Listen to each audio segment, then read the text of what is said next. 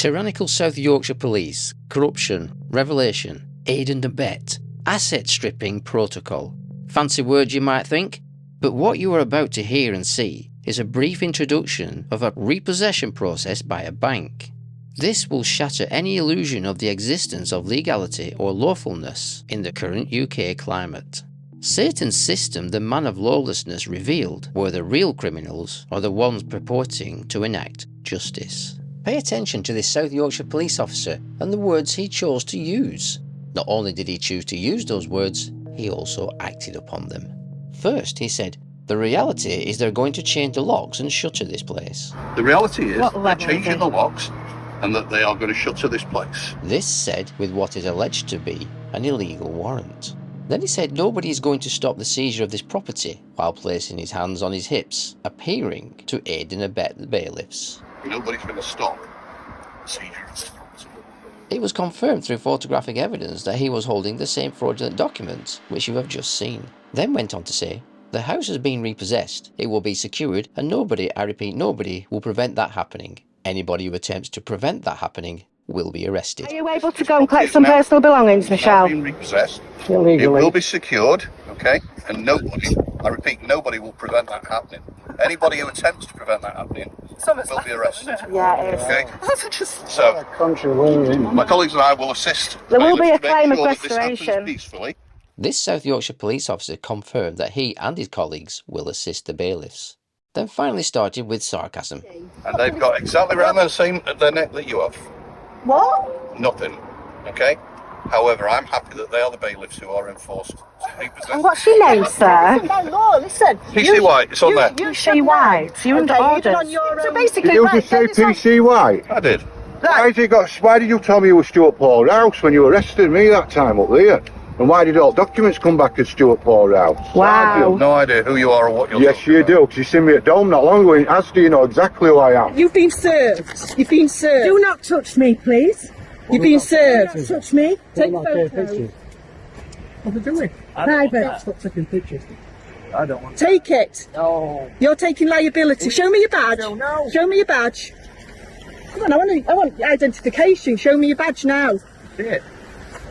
Come over. We need to see it. We need your ID. Oh, there's no name on it. So you've just got your photo, your mugshot. How much you know. Yeah. I suggest you go. Have names. Right. Take that. Don't need to take that one. Take that. We need to get your stuff together. No. We need Victor from. No. Nobody is in the office today, everybody is out, so that's all they can tell me. So if he wants to drive here, pick a notice up and they can keep going on with his journey. We're here peacefully, we're not here to cause trouble, we're just here to provide this letter to him, and that's it, then we're gone. We won't be leaving until we've given him the Will letter. anybody popping in at all today, Sam, do you know? It's not an option. Or we could meet him somewhere else. Meet him somewhere else?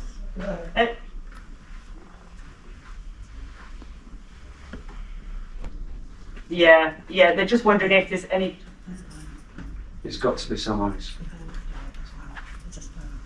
I don't know, I don't know, they just wanted to... Came in and said they just wanted to speak to you, so I'll put you on the phone. They want to leave a letter, but I don't think they want to leave without seeing anyone. But he's got to receive it in person. Oh, That's all.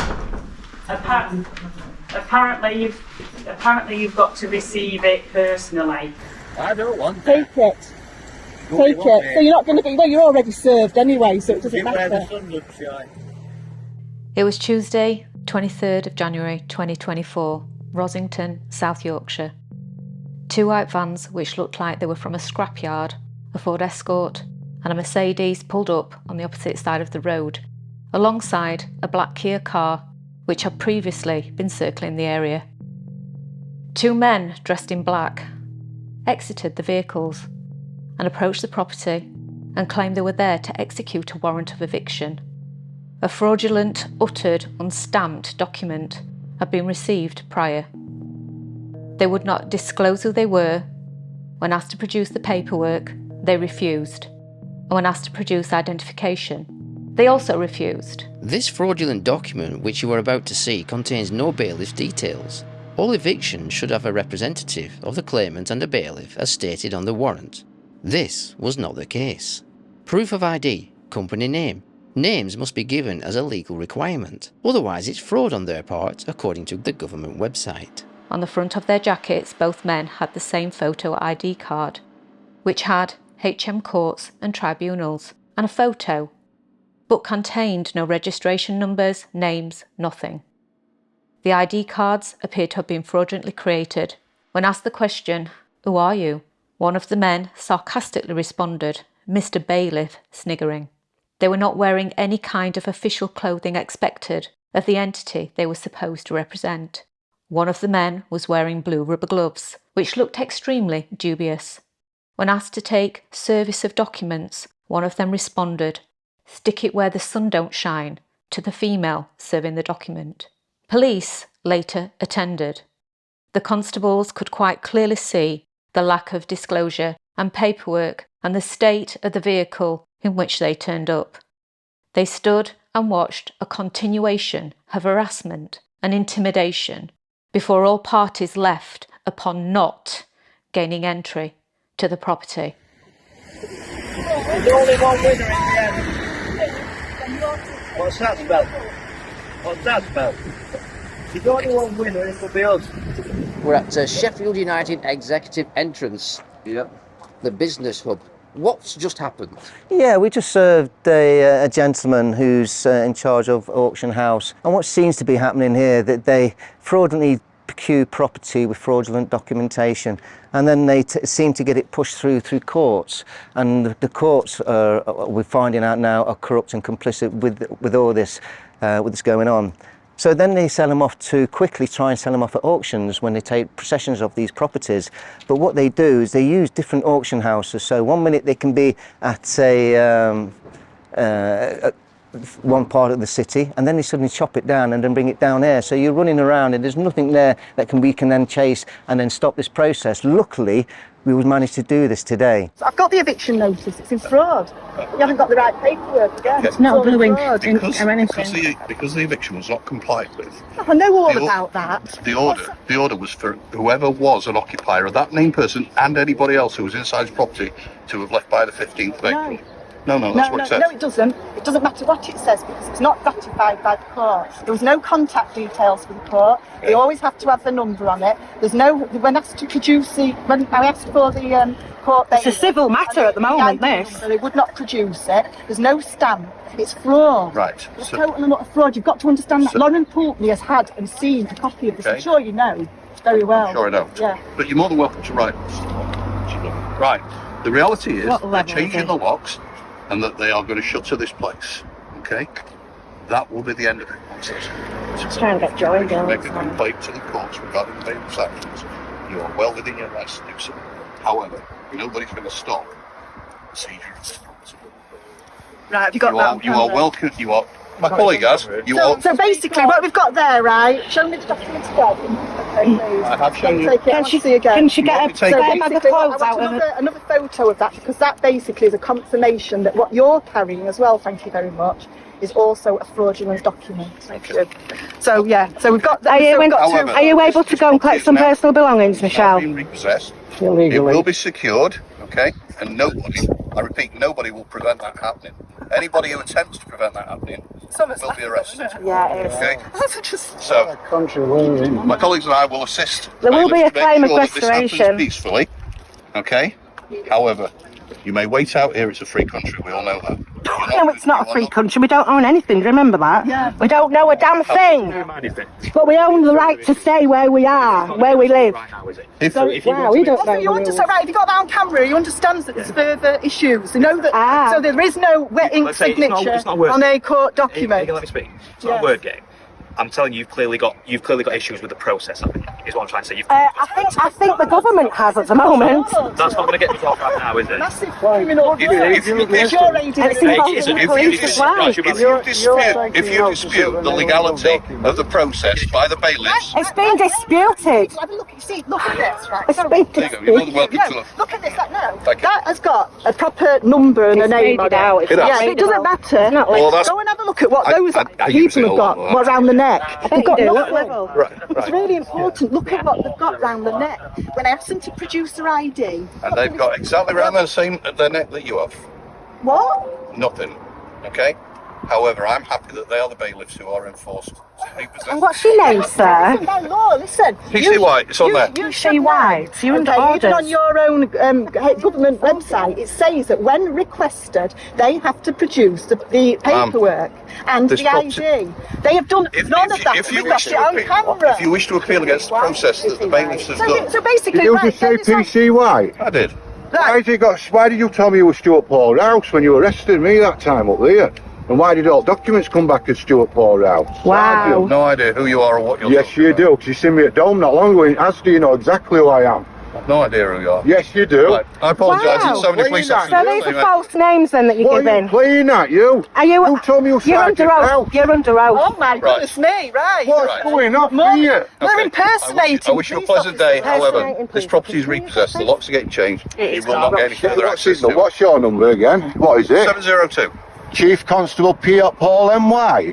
Have a nice You day. were the one who sprayed me, can you remember, ain't I? No. With your mate Sunil Nadkar? No. You are dodgy, you. They are. The levels, so the high levels. What is going on here? Have a pleasant day. Anyway, if you're asking me something, I'm going to close the door. Do you not want to talk to me, Paul? I need to get into there. You won't be getting in again. What a rat you are. Right, can you tell me why you were there on the 2nd of May and why you said what you did about that police officer, please? Yeah, I can. Well, I was travelling down Clayflat Lane on my bike on the 2nd of May and I saw a woman in distress outside her house, and she looked really distressed. There were a police officer stood there and two men hanging over the fence. They looked a bit like rogues to me. When I got there, she explained that they'd locked her off her property, they wouldn't let her on her property. They had false instruments, false warrants, which I've been around them sort of things before. So I asked who, well, he said he was the bailiff. When I asked him to identify, he just looked at me and said, "You call me Mr. Bailiff." And straight away, it rose alarm bells straight away, because it's not very professional, is it? When people are addressing us that, you start to see that things are not right. So when I actually saw the warrant, there was just nothing on it. There was no court stamp, there was no bailiff name, there was no claimant, there was nothing on it whatsoever. So that rung suspicion straight away. So I stayed with her, obviously because I've been around these things before. More police officers turned up. About half an hour later, a plainclothes officer turned up, which I'd had an altercation with him before back in 2020. He was part of an operation team, Operation Fortify. They'd been at a property which I got a phone call and I went just to see if they had the warrant. This was back in 2020. When I asked to see the warrant, at that time, he had Sergeant Epilepsy on. He identified on the 2nd of May as PC Paul M. White. But back in 2020, he had Sergeant Epilepsy on, and he identified as Sergeant Rouse, which that rung the alarm bell straight away. And I've not seen him for 4 years. I've not seen that man for 4 years prior to that, except for a couple of weeks before. I'd seen him in Asda in Doncaster with his daughter, and I actually said to him in aisle, I said, "You haven't been spraying anybody in eyes and blaming Sunil Nadkar, have you?" Because they actually falsified the statement. PC 200 Sunil Nadkar had actually written his statement that it Rimmel sprayed me in the eyes, which we've got video evidence and everything for. It actually went to court. So straight away my suspicions were arose. I was thinking, what's going off here? You've come today as somebody else, where in another case you've identified as somebody else. So it rose suspicions. And when I turned up at the property before and asked to see the warrant, he pulled the warrant out, and as soon as I asked him if it was stamped and sealed by the court, he put it back in. He picked a metal bar up and come at me with it and told me to fuck off now, because I'm not here to fuck about. So I backed off over the road with my hands up. Sunil Nadkar were on his phone across the road with PC can't remember his number at the minute, but it were Anthony Carr, and they were both on the phone. Next minute, they've nodded. Anthony Carr and PC Paul M. White, who was acting as Sergeant Rouse that day, come towards me, and he come to me right hand side, and he sprayed me in the eyes. PC Paul M. White, if that's who he is, well, I know it is because I've researched Sergeant Rouse now, and that's not, I've never met Sergeant Rouse before, never ever face to face, but I met him before. Yet he wrote statements out declaring it were him. He were there that day, which were just total lies, and it's been witnessed by a lot of people, the video evidence and everything, and there's evidence in place ready. I backed off, it sprayed me in the eye. The next minute I'd been detained. If you go, you'll see an end video of how it demonstrated everything, exactly what happened in that. But basically, it went to court, it got thrown out of court, it got dismissed. It went on for 2 years, but I didn't realise this is why they didn't want a jury trial, because it'd have all come out, it were all lies. Obviously, Sergeant Rouse, who is the head of Operation Fortify, he's got his little team, and he looks after him. He'll obviously lie for him and falsify statements for him, which is obvious, and we've got the evidence for it. So that is basically why I said what I did that day. I mean, anybody who doubts anything, all the evidence is there. Numerous people around us have seen the evidence now. We've got all the body-worn video footage, stuff like that, all the numbers, codes, everything. So yeah, and basically that's why I was there that day. May 2024. The same individuals returned in the same vehicles to use a notice of a further attempt at eviction. Remember, this is leverage of the first fraudulent notice of eviction, which was unstamped, no signature, etc. A woman resident came back to the property and found the same group of 4 individuals and the same 2 original men for the HM courts and tribunals. When the woman asked for their names and IDs, they again refused. When she asked the locksmith, he also refused, as did a woman who was also in attendance. When asked to provide the warrant, the paperwork, the ID of the claimant representative and the bailiff, they refused. Both men had the same fake HM Courts and Tribunals ID round their necks, minus names and registration numbers. Circa 11:30, South Yorkshire Police arrive on the scene. When asked about fraudulent ID on unknown, unidentified trespassers, Paul and White stated they have got exactly round their neck what you've got. It's really important. Look at what they've got round the neck. When I asked them to produce their ID... And they've got exactly round the same at their neck that you have. What? Nothing. Okay? However, I'm happy that they are the bailiffs who are enforced to repossess. And what's your name, sir? No law, listen. PC White, it's on there. PC White, you're under orders. Even on your own government website, it says that when requested, they have to produce the paperwork. And as you can see, this is what they rely on. There's only just an address, there's no stamp, and there's no signature. There's no name as such at all who you can address this to. So you can contact the Mr. Invisible, because there's nothing there. Exactly. Well done, well spotted. And that's it. And that can be printed out from any computer place, and then just with a stamp, and then they use that as legally possession over property. As you know, that's a fraudulent document. That's 14 years imprisonment. On the 12th of May, rapid response, take back the property. Security evicted by the people. What we're going to be doing, we'll call you as a witness to, obviously you've determined this is a civil matter, yeah?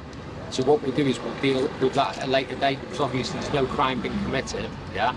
So they can go to the High Court, but what we're going to do, we will drag you all down, the video evidence will be played, and, you know, people will be punished out of your force, and we will... Well, not yourselves. No, we want your word that if we bring you evidence, because we'll get hold of you, we've got your number and everything, your collar number, you have to we'll send you the evidence, you have to investigate. If we have no reply off you, we are holding you accountable for when it goes to the High Court. That's why we needed your number. Committing perjury will get you 5 years in prison, and I will order the judge to convict. immediately any criminals committing perjury on that stand, okay? So if you'd like to let your colleagues know, first come this instance, tell them that we're going to be coming after them through the High Court and it will be going to prison, yeah, okay? The property is fraudulently put up for auction, first by Auction House North West and then suddenly by Auction House South Yorkshire. This is their description. Online auction, 24th to the 25th of June 2024. 3-bedroom semi-detached house. On behalf of mortgagees not in possession. No viewings available, cash buyers only. The property is offered for sale on behalf of the mortgagees without vacant possession being given. We are informed that the property was taken into possession on the 2nd of May. It remained in the possession of the mortgagee until the 12th of May. On the 12th of May, a number of unknown persons retook possession of the property. Auction House North West have not inspected the property, but we have been advised that the property is a 3-bedroom semi-detached residing on a corner plot. Cash buyers only. Since the service of the documents upon Auction House South Yorkshire, Sam Harris of Auction House South Yorkshire and all complicit parties acting for, including but not limited to the bank, HSBC, have indeed fraudulently auctioned this property in the absence of authentic valid court orders to therefore move legal title to what appears to be, in the first instance, a duped cash buyer. However, this is in no way remove the personal, criminal liability of those involved in this demonstrable fraud. This attempt to move liability through legal title and extort money via racketeering is clear. Fraudulent fast as lightning transactions by way of corruption auction houses and complicit parties. No valid court order for the possession of the property has ever been issued by corporate entities, HM courts and tribunals. These are some of the points to bear in mind. Paul M. White of South Yorkshire Police states in the recording, "The reality is they're going to change the locks and shutter this place, all in what appears to be the absence of a legal warrant." Also states, "Nobody is going to stop the seizure of this property." He now appears to be aiding and abetting. It was confirmed through photographic evidence that he was holding the same fraudulent document which you have just seen. The house has been repossessed. It will be secured and nobody, I repeat nobody, will prevent that happening. Anybody who attempts to prevent that happening will be arrested. My colleagues and I will assist. Well, South Yorkshire Police Officer, whatever your name is, the Criminal Justice and Courts Act 2015 forbids you to act in such a way. Let's take a look, shall we? Criminal Justice and Courts Act 2015, Section 26. Corrupt or other improper exercise of police powers and privileges. Subsection 1. A police constable listed in subsection 3 commits an offence if he or she exercises the powers and privileges of a constable improperly and b.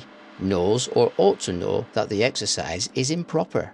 Subsection 2. A police constable guilty of an offence under this section is liable, on conviction and indictment, to imprisonment for a term not exceeding 14 years, or a fine, or both.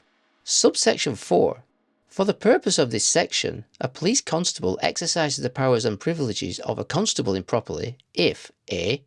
he or she exercises a power or privilege of a constable for the purpose of achieving a benefit for himself or herself, or a benefit or a detriment for another person, and a reasonable person would not expect the power or privilege to be exercised for the purpose of achieving that benefit or detriment.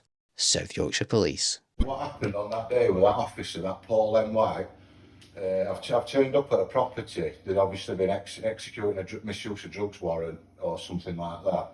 I got a phone call for a friend who lived there.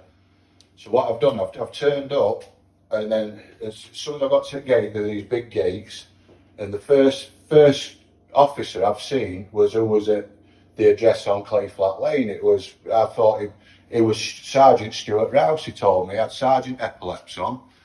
So what's happened is I've asked him to see the warrant. He's come up with his body armour and everything on, and he went to pull the warrant out like that. And I said to him, has it got a wet signature? Is it sealed by the court? Has it got a wet signature from the judge and is it sealed by the court? And at that point, he pushed the warrant straight back in, and he walked to where the back of the house was. He then come walking down the drive with a bar. It's what the firemen use. It's like a bar, what comes off with two spikes like that. So he's come storming down drive straight up to me like that and gone, "Fuck off now, we're not here to fuck about." So I've backed off. There were another officer there and another officer stood there. I've backed off like this with my hands up, going across the road. They're obviously on the phone. Oh, I now know to be PC Sunil Nadkar and PC Anthony Carr. They were both stood at the wall and they're on the phones. Next minute, I seen Sunil nod to Anthony Carr, and then Anthony Carr and who I thought was Stuart Paul Rouse, but it's not. It's actually PC White, whoever he is now. If that it really is him, we don't know if this is what they're doing. Yeah. So as I backed off, I had my hands up like this.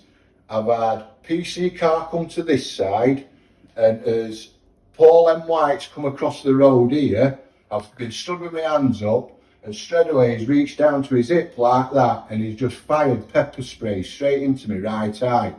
So I've been like defensive. I'm like, "What are you doing? What have you done that for?"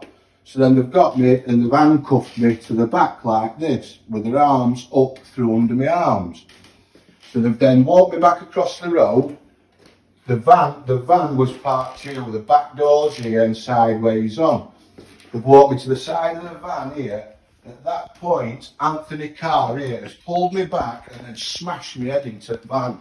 So I've got like, and I've started bubbling. I'm like, "What are you doing?" At that minute, I couldn't see. I had blood, snot, everything just pouring out. I like spat because I was just all bubbling and frothing in my mouth. The next minute, I can just remember being tumbled over. So he's threw me while I'm handcuffed like this. He's threw me over his shoulder. And I've landed face into the floor, face down. He's then put his knee into me, grabbed me, turned me over, sat down. He put his hand on my throat while my hands, I was then on the floor like that with my hands behind my back. He's put his hand on my throat and just gone bang, bang, twice in the face. And in his statements, he said these were preemptive attacks because he was afraid of a headbutt. This is the people we're dealing with. So they've then got me up off the floor. White again on this side, Carr on this side. They've opened the back of the van doors and there was a little box like this with a chair in it. They've got me, shoved my knees onto the floor like that. Then one of them's got the hand on the back of my head, pushed it down into the chair like that. And then they've shut the door behind me. And I like this on the floor, couldn't breathe, pepper spray. And I was screaming, asking them to help me and everything. And not one of them at all, they were laughing and everything at me. And then after about 5 minutes, they've opened the door. They've sat me on side like that, pouring water on me. And they're like, "Right, what is your name?" So again, I've given the name without the surname. I never use a surname, a shorty name to anything these, I'm going to say, wankers do. So they've sat me on side like that. Asked me my name, but I've not given the surname. They've spun me straight back over. Same again, get back in there. And they've shut me back in like that for about another 5 minutes. Then after that, they've come, they've got me out, they've put me on the chair, shut the door and took me to Doncaster Police Station. I've got to Doncaster Police Station. They've then got me out, put me out. They've put a hood over my head, a bag over my head, and I believe it was so the custody sergeant couldn't see the damage they'd done to my face. All my face was swelled out here, I had blood all over me, everything. I was took there and I was charged and all that, and this was the beginning of the corruption. And this is what's happened then. They've charged me, said I've spat in his face. They've charged me with assault and battery on an emergency worker and tried to send me to prison. All the documents, what they writ, all them statements have been falsified by all of them officers. Sergeant Stuart Paul Rouse, Anthony Carr, Sunil Nadkar, all of them statements have been falsified. That is corruption, that is fraud by false misrepresentation. You're committing crimes, you are the criminals. Do you not understand this? And that is why we're here. This is why we're here having to do this, because of yous. Watch out for the latest update on this fast-moving story as a matter of public interest. Everything is deceit. Be aware. Be informed. Things are not always as they seem. Have you had any problems from the bank? Has the bank foreclosed on a presumed breach of mortgage? Have you received fraudulent court documents? Then you need to request full disclosure from the bank. To foreclose is effectively admitting they hold the security, a financial asset to them they owe you, not the other way around. In the meantime, the saga continues. Updates will follow in due course.